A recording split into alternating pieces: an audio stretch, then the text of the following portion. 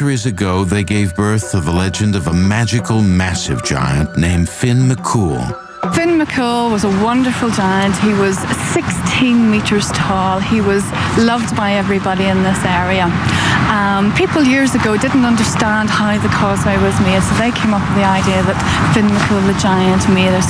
So he lived here with his wife Una and his son Ashing. Una McCool, Finn's wife, was not a giant. In fact, she was a beautiful local girl, a typical scenario in many folk tales where the giant is kind. It is noteworthy that many giants have mortal women as wives. One of the questions is, what happens when giants are not loners? Very often they seek mates as a part of their urge, and when they do, they often are looking to mortal women, often very beautiful mortal women. The Giant's Causeway is on a piece of Irish land that is only 20 miles across the sea from Scotland. It's the proximity between the two nations and a rivalry that goes back centuries that many believe sparked the story of how the Giant's Causeway was built and destroyed. One day, Finn was going for a walk and he heard about the Scottish giant Benandonner. And the Scottish giant was showing off, saying he was bigger and better than Finn McCool. And he said he was going to come over here and steal away all of Finn's possessions and take away all of his land. So as you can imagine, Finn was absolutely annoyed about this, completely bad-tempered.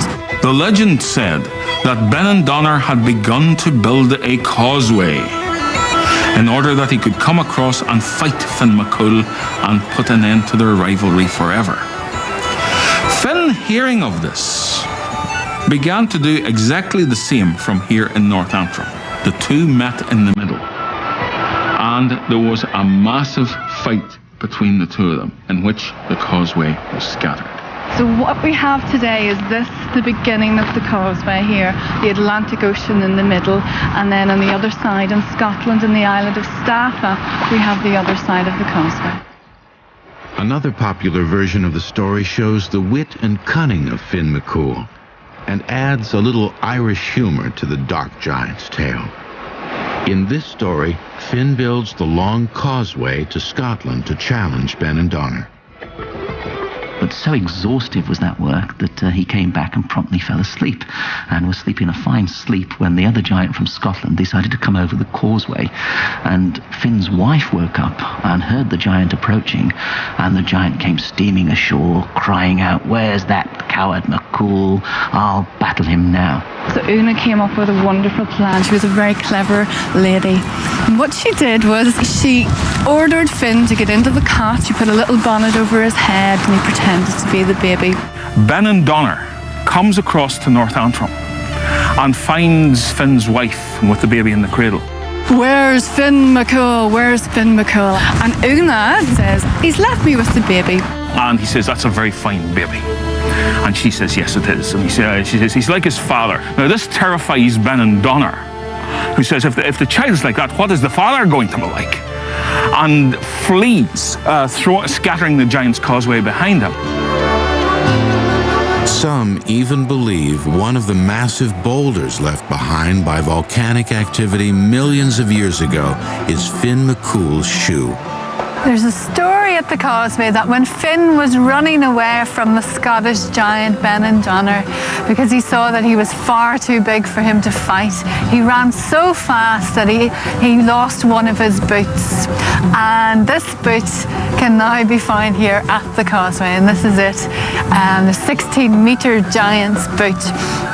We have actually had a forensic anthropologist who has studied the boots and measured the boots and the width, the length, the height of the boot, and has worked out the size that Finn McCool's feet would have been size 95.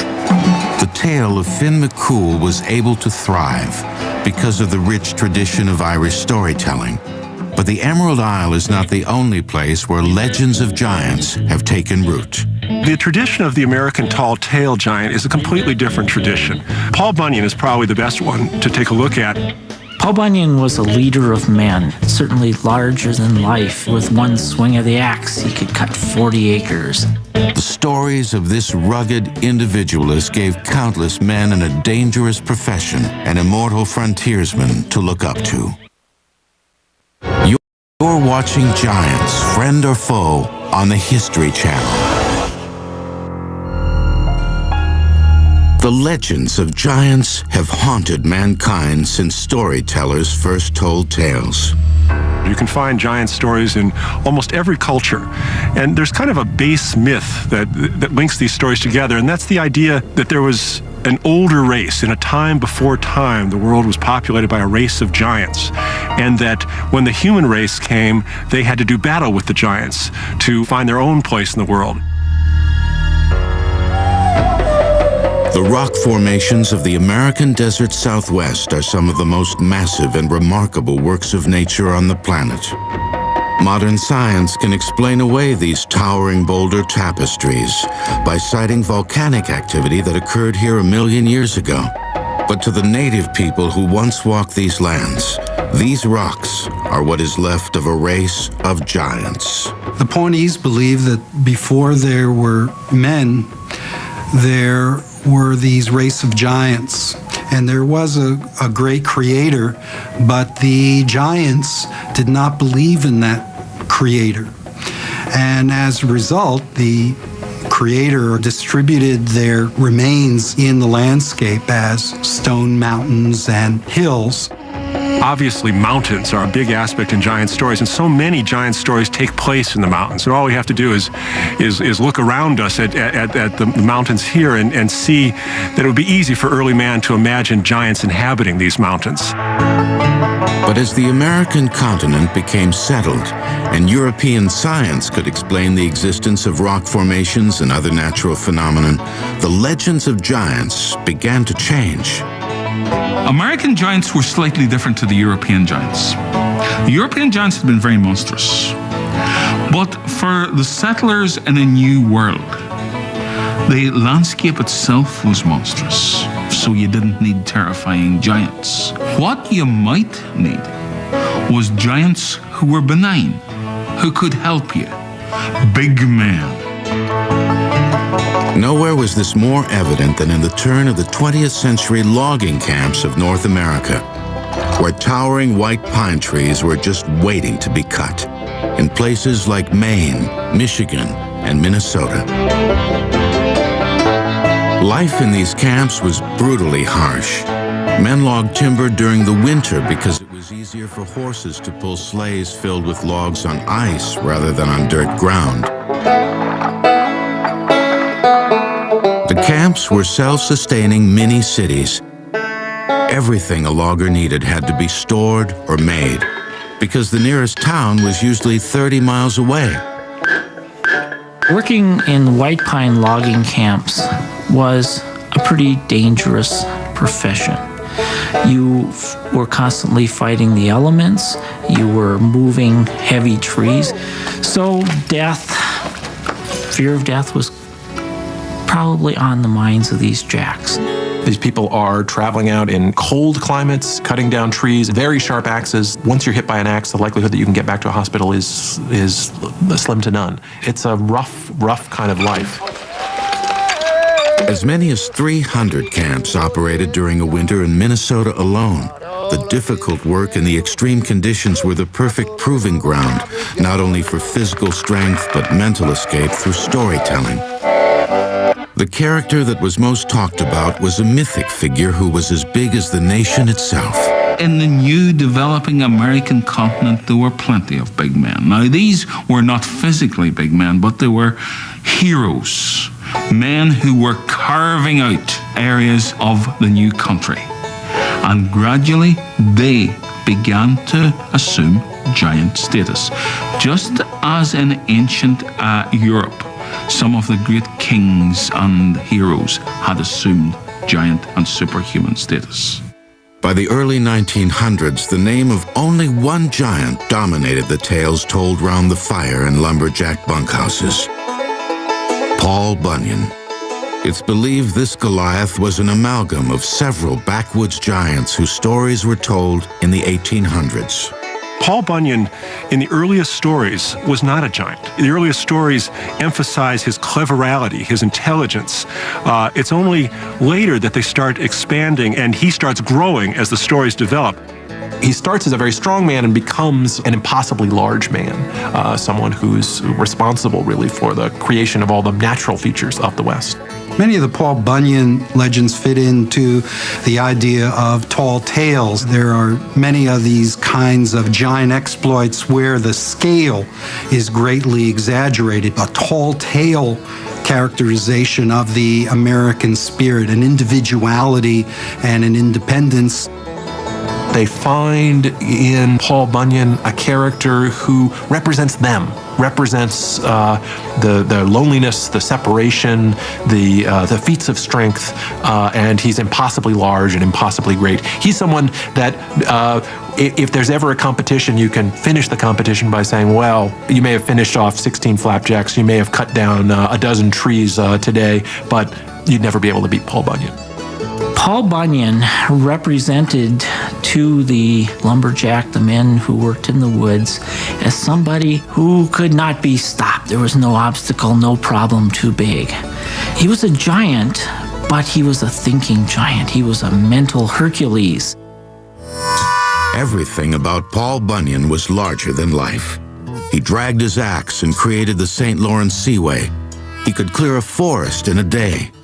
He's one of us, but he's better, stronger, and more powerful than any of us. People are always involved in these contests of strength, but nothing compares to Paul Bunyan. If Paul Bunyan could do those things, then you could go out the next day and face the cold. You could face any obstacle that Mother Nature or the foreman or anybody else could throw at you because you were a lumberjack and you were strong. The stories were meant to bolster the spirits of workers in the logging camps, accenting the camaraderie that was so important to these men. The tales became an instant success.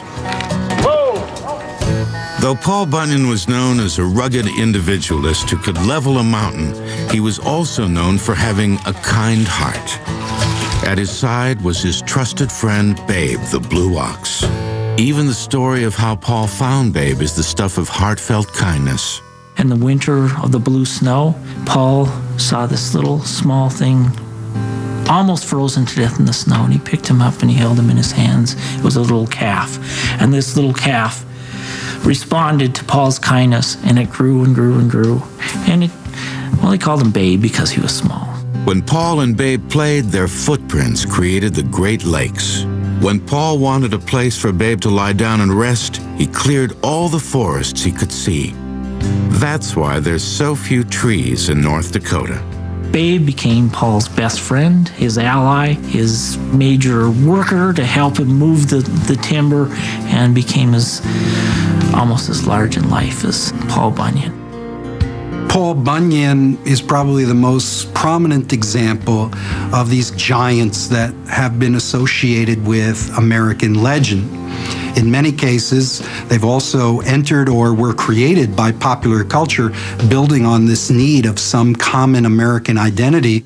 And though a handful of stories about Paul were told during the first few years of the 20th century, he didn't become truly famous until 1914.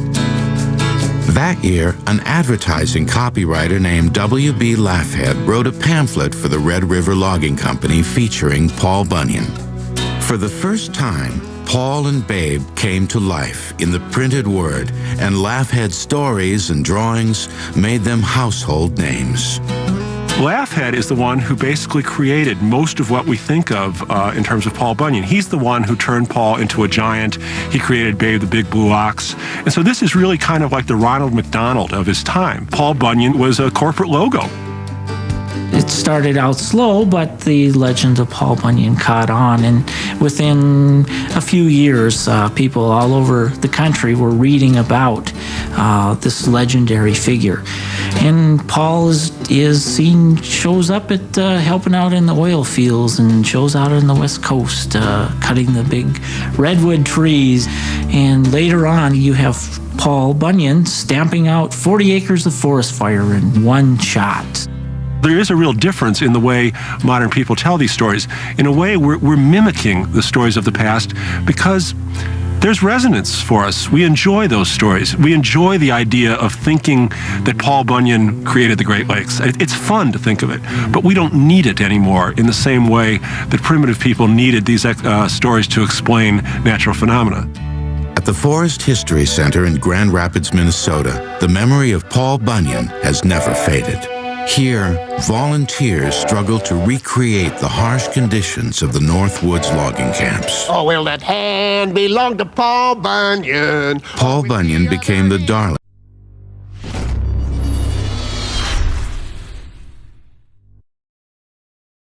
of songwriters who penned wild tales of the giant and how his mighty acts changed the face of the nation.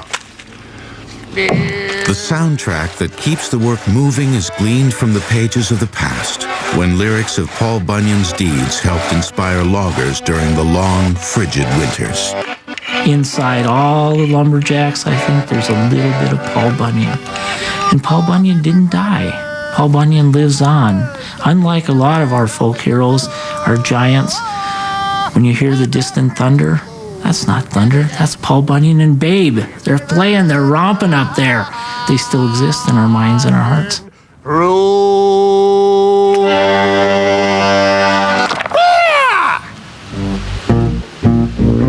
Across the Northwest, stories of Paul Bunyan continued to fascinate and entertain, while another legend emerged in the East. John Henry can hold two 10-pound hammers, one in one hand, one in the other, and single-handedly drill through a mountain. There's no dynamite necessary. He carried the hopes and dreams of the American working class, overcoming impossible odds. You're watching Giants, Friend or Foe, on the History Channel. With the swing of a sledgehammer, he carved himself an indelible place in American history. He brought down mountains and built railroads. He died for what he believed in and became a giant among men. His name was John Henry, working class hero. In the songbook of American folk music, few characters have had more than a dozen ballads written about them. But John Henry, a mythic man turned giant, has more than 100 songs detailing his exploits. John Henry was a steel-driving man. He died with a hammer in his hand. That's the way that the story works. The legend is that John Henry is a hammer man, drives a sledgehammer, hits a drill, tunneling through a mountain. A group of engineers come along with a steam drill. The steam drill, they say, is going to outperform John Henry, and John Henry challenges the engineers with the steam drill to a race.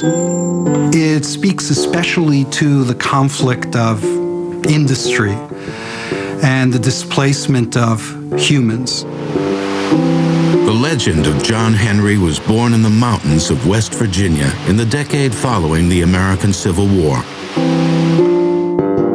Railroad lines were being carved from the landscape, and there were not enough laborers to do the difficult jobs. In many instances, inmates from prisons near the new rail lines were commandeered to do the toughest and most dangerous work. One of the worst jobs on the railroad was building tunnels, pounding holes in a mountain and then blasting it with explosives. It's terrible work. Its idea was that you drive a kind of hole about 4.5 inches wide, a pilot hole into the side of the mountain, put dynamite in it, and explode it. And so these people are moving through a tunnel with lots of sand and microscopic bits that they're inhaling then. Lots of the folks that are building the Lewis Tunnel, for example, all the convicts, there are 400 of them. 40 of them die in 1871, 40 of them die again in 1872. It's deadly work. In the post-war South, many slaves were freed, only to find themselves forced into a different type of bondage, put in prison on trumped-up charges. Legend has it that one of these convicts was named John Henry, whose brawny strength made him a natural for the tunneling jobs on the railroad. there was a real John Henry. In the 1870 census, he shows up in the Richmond Penitentiary. First name John, last name Henry, born in New Jersey, and ended up, like so many black men in Virginia, in this criminal system. And he's shipped to the Lewis Tunnel for construction. Despite all the free labor, railroad owners saw the way of the future not in the strength of men, but in the power of machines. A new machine was brought in that many believed could bore a hole faster than the men working on the railroad. The prideful John Henry challenged the engineers from the railroad company to a race, him against the steam drill. Lifting his 9-pound hammer, John Henry said, "Show me the machine, I can beat it." Competition was arranged between the two of them.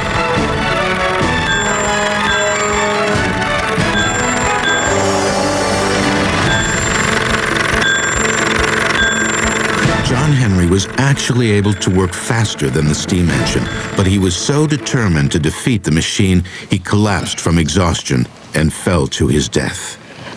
John Henry's heart cracked and he collapsed. After completing a feat of supernatural ability, superhuman ability, John Henry became a legend because he had died beating the machine and showing the triumph of the human spirit over the mechanized world. Remember, this is right after the Civil War. A lot of the discussion about black men tends to be that they're lazy and that they don't work hard enough and these sorts of things. And here's a story about a man who works terribly hard, so hard, in fact, that it kills him.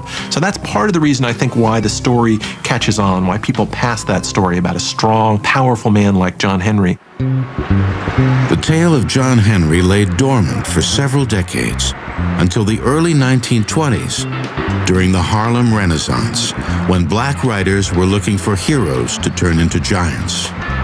Sterling Brown writes poetry about John Henry. Zora Neale Hurston travels through Florida picking up stories about Moses and about John Henry and how great and powerful John Henry is. Fred Becker is an artist who draws these wild, they become steel engravings of John Henry without one arm is an octopus and another arm is a freight train. He's a powerful, powerful man who goes through hell and climbs back out again. And so in the Harlem Renaissance, he goes from being a little bit sad song into a powerful and strong and virile man. It shows a giant of a man, a superhuman man, which American giants became. In the 1930s, he grew larger. He has become politicized because of the idea of a worker who is oppressed by the industrial corporate system.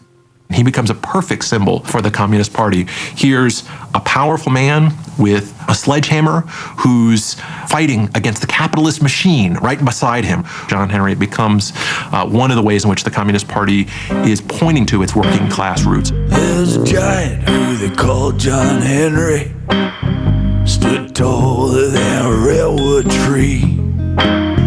Though he come from smaller beginnings, he's still taller than a UN. Songwriters of the time took advantage of the historically rich stories about John Henry and of the men who died building the nation's railroads. One famous ballad ends with a line that for years had stumped historians. A lot of versions of the song end. They took John Henry to the White House and they buried him in the sand. And every locomotive that comes roaring by says, "There lies a steel-driving man." It's an odd way of ending a song. It's kind of peculiar that John Henry was so important that he was taken to the White House, and there's no railroad at the White House, and there's no sand really at the White House. It just doesn't make that much sense. But in doing research for a book on John Henry, author Scott Nelson came across some photos of the old Virginia penitentiary, from which many railroad workers were recruited. I'm looking at the picture of the Virginia Penitentiary, I'm humming the song, wandering around the house, and I sing the last bar of the song, and I look at the Virginia Penitentiary. There's a huge White House. There's a railroad running by it, and there's sand all around it. The penitentiary was torn down in 1990. During excavation, a mass grave for prisoners was discovered between a large white house and the railroad tracks. The place where they found the bodies was right next to the old White House, the Richmond Penitentiary, near where the railroad ran by, buried in boxes, piano-sized boxes, 5 or 6 men at a time, with layers of sand beneath each one of the boxes. They took John Henry to the White House. They buried him in the sand, and every locomotive that comes roaring by says, "There lies a steel-driving man." It was a chilling and strange story. Bury me in that White House sand. Bury me in that White House. No one will ever know what happened to the real-life John Henry. But one thing is certain, his legend will never die. If you've ever walked through a railroad tunnel, there's often water in the tunnel, and you can hear the water, and it sounds like a monster. Imagine people talking about that sound and saying, "That's John Henry. John Henry's not dead. You can still hear him hammering. That sound that sounds like a monster, that's John Henry." The legend of John Henry continues to echo throughout the land, not only in the train tunnels he bore into mountains, but in the hearts and minds of those who believe the strength of the human spirit is still the strongest power on earth. You're watching Giants, Friend or Foe, on the History Channel.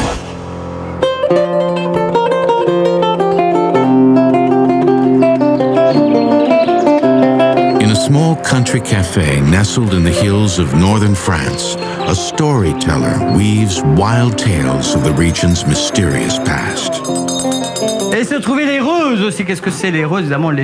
The Ruses were the largest giants in the whole world, but they were very unhappy where they were.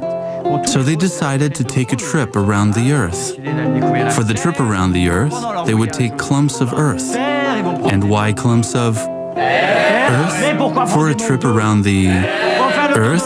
This story is a little too down to earth, so let's do it again. One of the best love stories he tells is how his town named Cassel came to be. There are 2 large hills that make up this village, and locals have an explanation of how the hills got there. It is said that the land formation is what's left of 2 giants who fell dead here hundreds of years ago.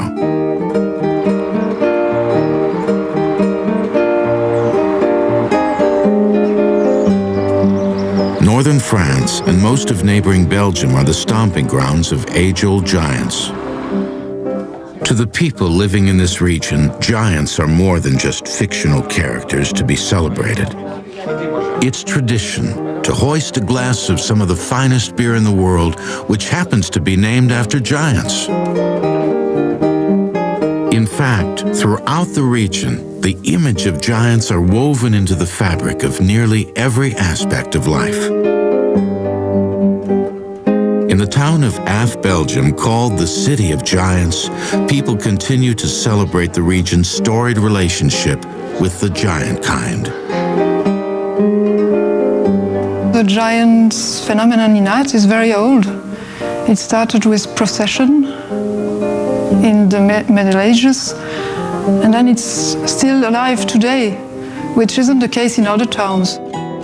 The custom of honoring giants by parading them in processions began in the Middle Ages. The Catholic Church started the tradition in the 15th century as a way to teach people religious stories. It was first a religious ceremony, so church wanted the people, the population, to learn something about the Bible, and it was a good medium. They had a procession with various topics about the Bible. Some say the festivals began as a way to worship multiple gods. Many of them are fertility gods, and processing them and showing them to the people ensures a good harvest. The history of the town's giants is as colorful as the stories they depict. More than once, the giants have been threatened with destruction during horrific wars. During the French Revolution, when the governments of both France and Belgium were under attack by revolutionaries, many of the giants were set fire and destroyed.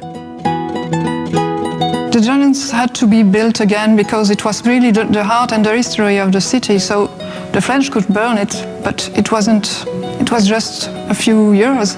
Then they built it again because the giants belonged to the city. Following the fires of the revolution, the people of Ath changed their view of giants. The behemoths became guardians of the town, not religious symbols. Processions continued unabated until World War II, when once again the giants were in danger of being destroyed, this time by the Nazi occupation of France and Belgium. The Nazis did their best to outlaw the region's love of giants in an effort to curtail local traditions. But the people's love for their giants somehow managed to survive. Even under occupation, school children in Belgium would put together mini processions of their giants.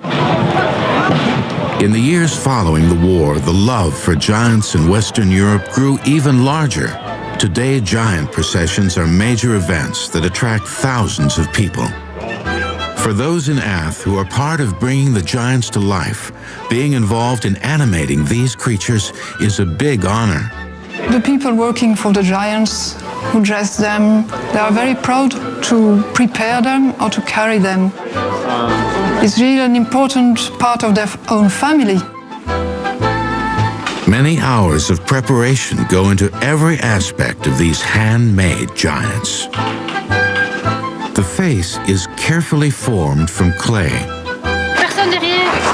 A wicker basket is fashioned for the base, with straps inside so a man can carry the giant. Clothes for the giants are chosen based on their personality and character, which range from soldiers and politicians to dancers and blue-collar workers.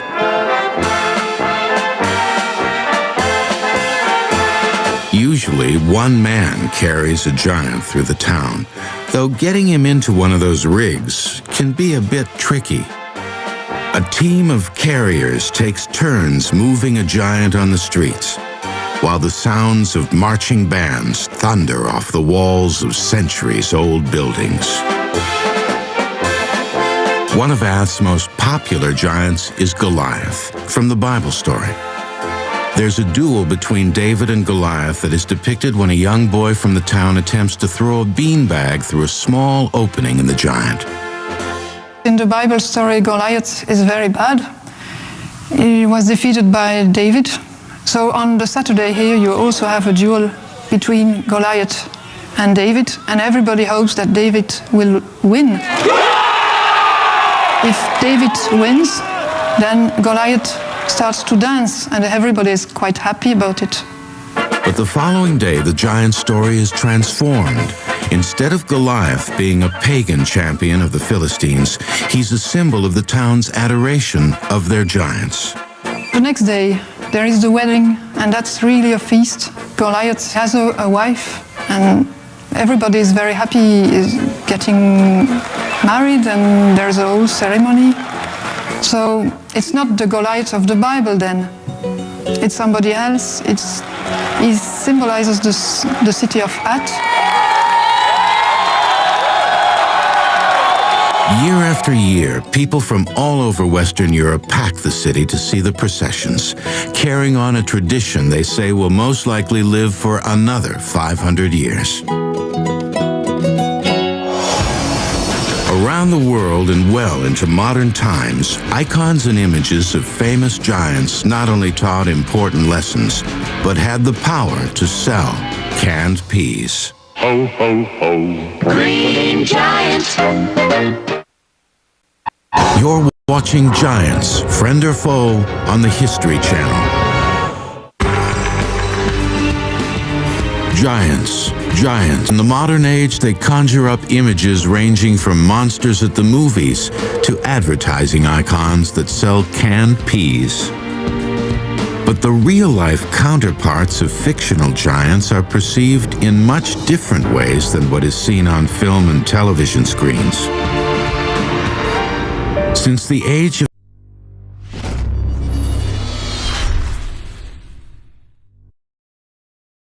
photography began, images of real-life giants have been well chronicled. Considered by most people to be nothing more than circus freaks, life for those who resembled giants in fairy tales was never easy. In early days, life must have been pretty awful. They were regarded as freaks. They were regarded as people to be feared. They were regarded as great curios. So I would assume that life, even for a modern giant, would be painful and pretty awful. One person who suffered in this existence was Robert Wadlow. He was born in 1918 in Alton, Illinois. I'm Robert Wadlow, 12 years old, and weigh 240 pounds, and I'm about 7 feet tall. As an adult, he stood 8 feet 11 inches, which makes him the tallest person in the history of the world. An overactive pituitary gland was the cause of Wadlow's huge size. Because he was so tall, his life was difficult, but he was always friendly and willing to talk about his height. The locals in Alton nicknamed him the Gentle Giant. By all accounts, he was a genial sort of fellow. But I also gather that he was given to periods of great depression, and he was actually living in great pain because of the bone ailments from which he suffered. And I suspect Wadlow himself would have suffered from a slight curvature of the spine, which made it very difficult for them to sit in a chair like this and be comfortable. Wadlow died in 1940 at the age of 22. Because his pituitary gland was heating his body like a blast furnace, he was unable to fight off an infection. The challenges faced by Robert Wadlow still afflict people of extraordinary size today. Though he is the child of normal-sized parents, George Murichan is 7 feet 7 inches tall. Like Wadlow, Murichan's height is the result of an overactive pituitary gland. Sometimes I grow over the summer, I grow like 6-7 inch. And when I go back to the school, my friends say, "Man, over the summer you grow so much." Giants of today are stars in places like the National Basketball Association and can make millions in product endorsements. Murichan is no exception. He was one of the tallest players to ever wear a professional uniform, playing professional basketball in both Europe and the United States. When I start to play basketball, I start to feel normal because everybody was tall and I don't feel I was tall. I feel I was just a normal player. His size also brought him fame on the silver screen when he played opposite Billy Crystal in the movie My Giant. Billy Crystal saw me when I got drafted in 1993.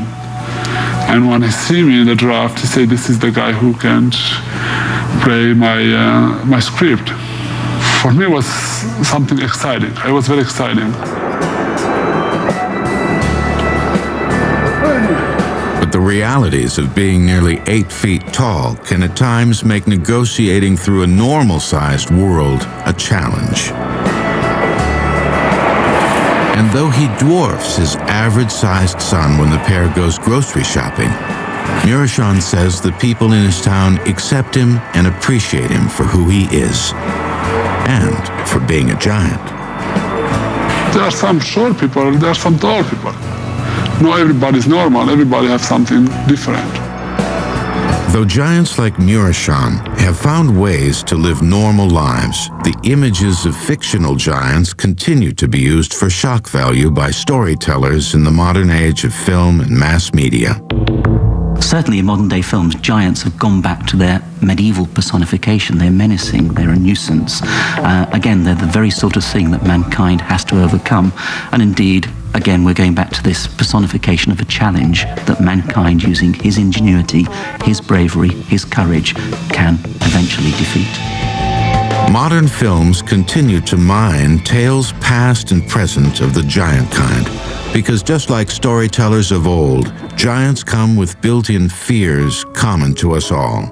We can look to popular culture and see in films instances where there are still mysteries that have to be worked out, and giants become symbols for that. They have become subjects of B-movies.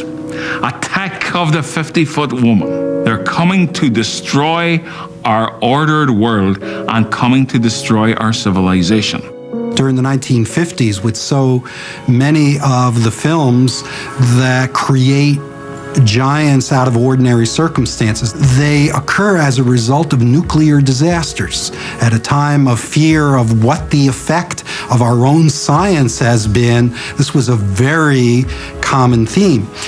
Today, in addition to nuclear disaster or radiation, we also see such themes being used around artificial intelligence, or sometimes even UFOs, or alien beings that come in as giants that need to be defeated from ordinary wits, or of finding a particular weakness in those giants.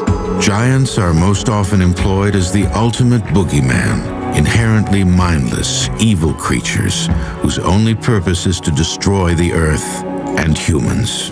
But making giants appear real is not easy. This was especially true during the 1950s and 1960s, when giants first became pop culture icons on the silver screen. The man credited with taking the image of giants out of the pages of storybooks and giving them a realistic portrayal in films is Ray Harryhausen. Harryhausen's skills as a filmmaker helped combine live-action actors with specially photographed giants. Though this was the age of space aliens and the Cold War, many of Harryhausen's giant stories were set in the world of ancient Greek mythology.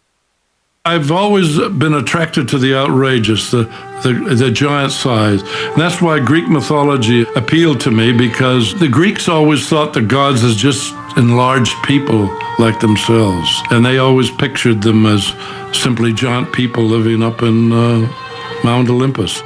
Many of his films, which used state-of-the-art technology, such as optical printers, are considered classics. In the film Jason and the Argonauts, Harryhausen created an intimidating-looking creature called Talos, a metal statue on a rampage. This is a model of Talos. It's made of fiberglass, but it was made from the same mold that the original model. I had to make him jerky, and I got criticized for that as having some jerky animation in the picture.